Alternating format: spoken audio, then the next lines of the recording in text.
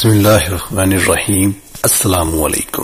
حضرت بابا فرید الدین گنج شکر اور بہشتی دروازے کا راز۔ قاہرین، میں رات کے آخری پہر بابا جی کے ساتھ مکہ مکرمہ کے پہاڑوں پر بیٹھا ہوا تھا۔ منگول بابا جی کا خادم خاص ہے جو ہمارے لیے ایک خاص قسم کا قہوہ تیار کر رہا تھا۔ بابا جی نے کسی خاص کام کی تکمیل کے لیے مجھے یاد فرمایا تھا۔ اس کام کی نوعیت کو سمجھنے کے فوراً بعد قہوہ آ گیا۔ منگول ہمیں قہوہ ڈال کر دے رہا تھا۔ قہوہ پکڑتے ہی میں نے اچانک بابا جی سے سوال کیا کہ بابا جی، مکہ مکرمہ کے پہاڑ اتنے کالے کیوں ہیں؟ بابا جی بولے، محتشم پتر، کبھی دہکتی آگ دیکھی ہے؟ میں نے عرض کی، جی بالکل دیکھی ہے۔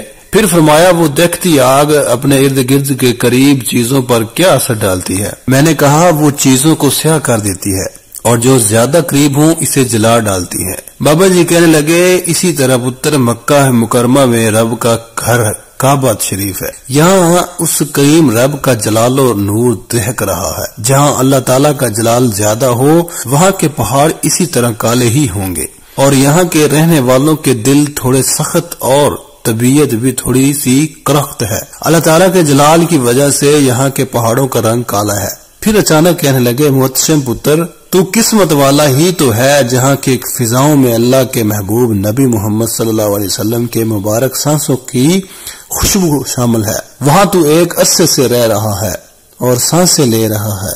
آج بھی انہی پاک فضاؤں میں نبی کریم صلی اللہ علیہ وسلم کی مبارک سانسوں کی خوشبو شامل ہے۔ پتر، کئی انسان ازل سے ایک شاید فضل والے ہوتے ہیں، ان کو کچھ مانگنا نہیں پڑتا، بنا مانگے دے دیا جاتا ہے، اور وہ کریم رب ان سے پھر کام لیتا ہے۔ جنت دوزخ ان کے لیے کوئی اہمیت نہیں رکھتی ہے۔ یہ بے لوث لوگ ہوتے ہیں، اخلاص کے ساتھ کام کرنے والے۔ بہشت ان کے پیچھے پیچھے خادم بن کر چل رہی ہوتی ہے اور خواہش کرتی ہے کہ یہ مرد مومن کاش مجھ سے جلد ملے۔ قرین، بہشت کا نام سنتے ہی مجھے حضرت بابا فرید کا بہشتی دروازہ یاد آ گیا۔ لوہا گرم تھا، بابا جی اچھے موڈ میں تھے تو پوچھ ہی لیا، بابا جی، حضرت بابا فرید کے بہشتی دروازے کی کیا حقیقت ہے؟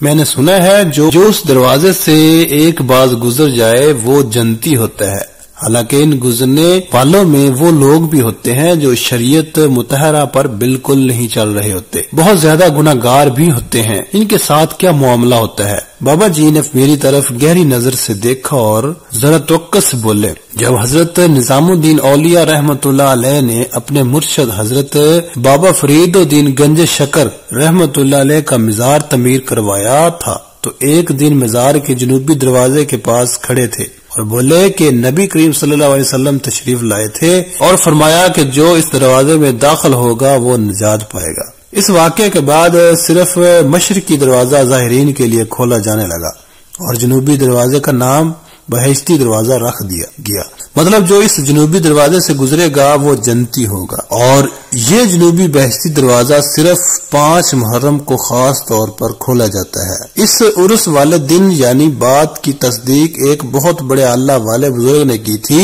اور پھر اس بزرگ کا نام لیا، اور بابا جی میری طرف اپنا چہرہ کر کے بولے، تم جانتے تو ہو اس اللہ والے کو؟ میں نے کہا، جی بابا جی جانتا ہوں، مگر اب تو وہ وفات پا چکے ہیں۔